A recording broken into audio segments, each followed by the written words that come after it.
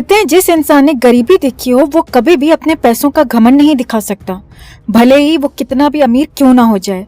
लेकिन जब पैसा फ्री का और औकात से ज्यादा मिलने लगे तो ऐसे लोग जो नीचे से उठकर नाम कमाते हैं, शोहरत कमाते हैं, वो भी घमंडी और बदतमीज हो जाते हैं। ऐसा नहीं है कि पैसे में खराबी है, पैसा या पावर कभी भी खुद से नहीं कहता कि आप घमंड करो, लेकिन जब ये दोनों चीजें एकदम से मिल जाएं तो घमंड होना लाजमी है। ऐसे में हम उस इंसान को तो कुछ नहीं कह पाते, लेकिन सारा दोष पैसे पर डाल देते हैं कि पैसे ने दिमाग खराब कर दिया। आज हम जिस इंसान की बात करेंगे ये वैसे तो टीवी पर काम करता है, लेकिन पॉपुलैरिटी के मामले में किसी भी फिल्मी कलाकार से कम नहीं है। ये कलाकार है कपिल शर्मा। कपिल शर्मा ने बहुत नीचे से उठकर नाम कमाया है, ये एक सच्चाई है।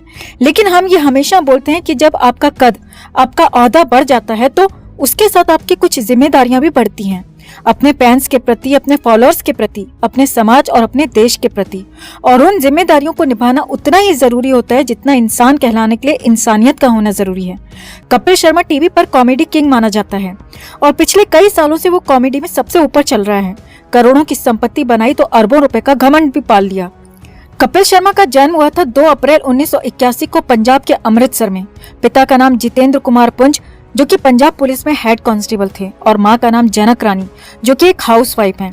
कपिल के पिता को साल 1998 में कैंसर की बीमारी का पता चला और साल 2004 में उनकी डेथ हो गई थी। कपिल के अलावा परिवार में एक भाई और एक बहन है। पिता की मौत के बाद पिता की जो जॉब थी वो कपिल के बड़े भाई को यानी अशोक शर्मा को मिल गई। कपिल के भाई अभी भी पंजाब पुलिस में वर्किंग है। कपिल ने ग्रेजुएशन तक की पढ़ाई की है। कपिल की पढ़ाई पंजाब अमृतसर से ही हुई है। पिता की मौत के बाद घर की आर्थिक हालत थोड़ी खराब हो गई, लेकिन भाई के पुलिस में जॉब लगने के बाद हालात थोड़े से सुधर गए। कपिल आज भले एक कॉमेडी कलाकार है, लेकिन उसका पहला शौक सिंगिंग था। वो अपने दोस्तों के साथ कॉलेज के टाइम पर गाने की प्रैक्टिस करता था। चंदन प्रभाकर, जो कि कपिल शर्मा शो में चंदू का रोल प्ले करता है, वो 9th क्लास से कपिल का दोस्त है। कपिल ने पढ़ाई खत्म की तो सिंगिंग में करियर बनाने की कोशिश करने लगा। इसके साथ ही वो थिएटर में भी काम करने लगा। कपिल मुंबई आया तो अपना खर्चा चलाने के लिए उसने एक टेलीफोन पीसीओ में काम किया। अंडे और कोल्ड ड्रिंक की ट्रे उठाने से लेकर कपड़े की कंपनी में भी इसने कुछ समय तक काम किया।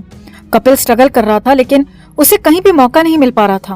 पहली बार मौका मिला MH1 चैनल के पंजाबी शो हंसदे हंसादे रवा में, लेकिन इस शो से कपिल को बहुत ज्यादा फायदा नहीं हो पाया।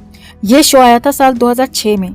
इसके बाद साल 2007 में कपिल ने the great Indian laughter challenge TV show के लिए ऑडिशन दिया, लेकिन सिलेक्ट नहीं हो पाया। इसी शो के लिए चंदन उर्फ चंदू ने भी ऑडिशन दिया था और वो सिलेक्ट हो गया था पहली ही बार में।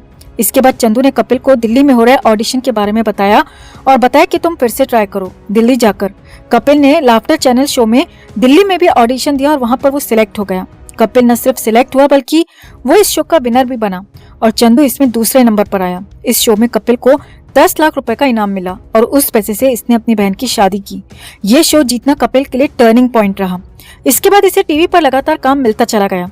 लाफ्टर नाइट, उस्तादों के उस्ताद, हंस पलिया और सबसे ज्यादा फेमस हुआ सोनी टीवी का कॉमेडी सर्कस। साल 2013 में कपिल ने अपना खुद का शो स्टार्ट किया, कॉमेडी नाइट्स विद कपिल।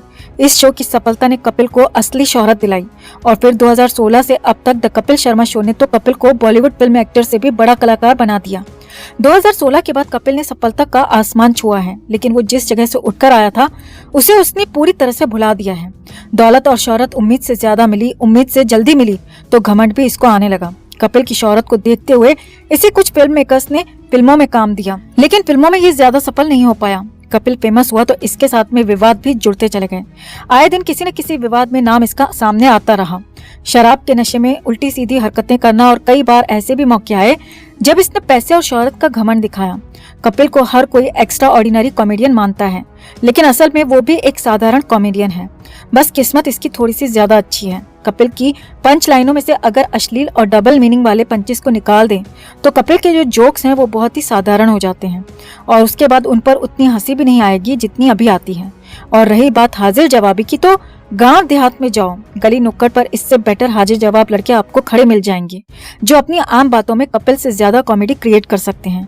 लेकिन अल्लाह मेहरबान तो गधा पहलवान। कपिल कॉमेडी की आड़ में कई बार लिमिट क्रॉस कर चुका है। साल 2015 में इंटरनेशनल मराठी फिल्म फेस्टिवल में कपिल ने हिस्सा लिया था। शो के दौरान इसने अपनी फीमेल साथी कलाकारों पर बहुत ही अश्लील कमेंट्स किए थे। कमेंट करने से मोनाली ठाकुर और तनिषा मुखर्जी दोनों नाराज हो गई थीं और ये मीडिया में उस समय काफी बड़ा मुद्दा बन गया था। लेकिन कपिल का घमंड इतना बड़ा था कि उसने सीधे सीधे माफी भी नहीं मांगी। इसी तरह अपने शो में कपिल ने एक बार अस्पतालों की नर्सों पर भी बहुत ही वल्गर तरीके से कमेंट किया, जिसके बाद कपिल पर FIR भी हुई।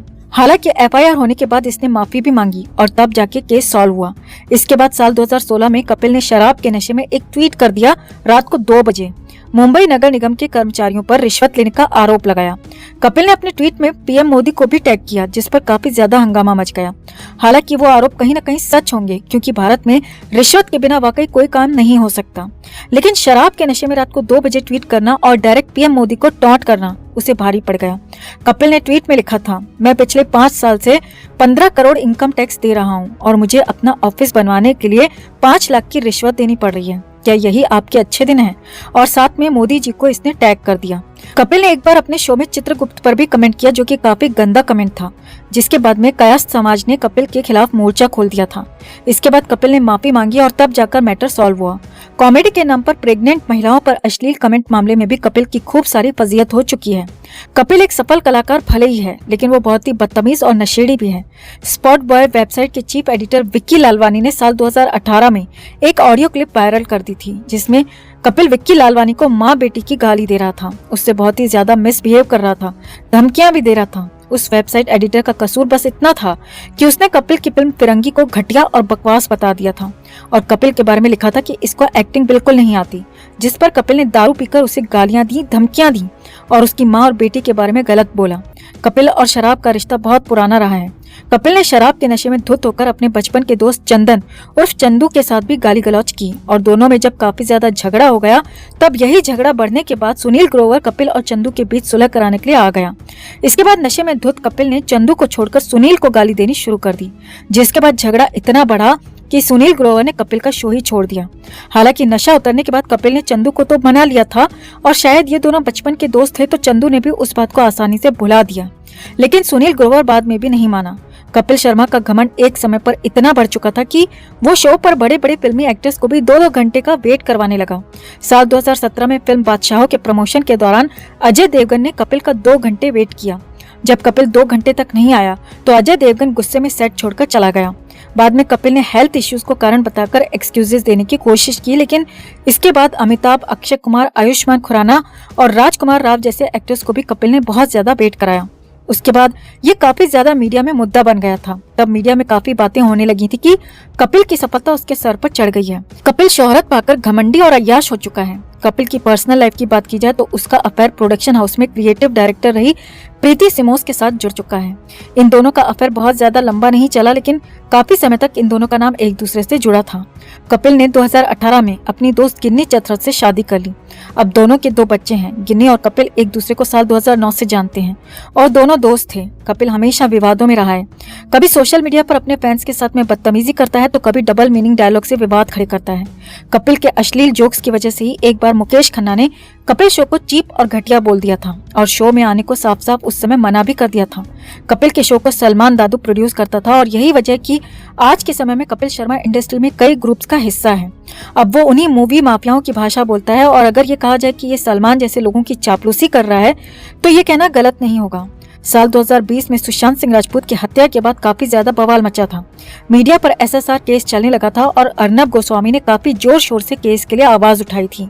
SSR की मीडिया कवरेज से पूरा बॉलीवुड पूरी तरह से जला भुना बैठा था, क्योंकि कोई भी बॉलीवुड कलाकार नहीं चाहता था कि SSR की खबरों को मीडिया में दिखाया जाए या SSR को इंसाफ मिले। उस वक्त कपिल ने अपने शो में अर्नब गोस्वामी की नकल उतारने वाला एक एक्ट कराया, जिसमें अर्नब SSR की मौत पर आवाज उठा रहे थे और उसी का मजाक कपिल ने उड़ाया। यानी कपिल ने अपने शो में SSR की जस्टिस को मजाक के रूप में दिखाने की कोशिश की और ये सब इसने इसलिए किया क्योंकि इसके शो को सलमान खान प्रोड्यूस करता था और SSR केस में सलमान का नाम कहीं न कहीं आ रहा था, तो कपिल अपने मालिक को खुश करने की कोशिश कर रहा था।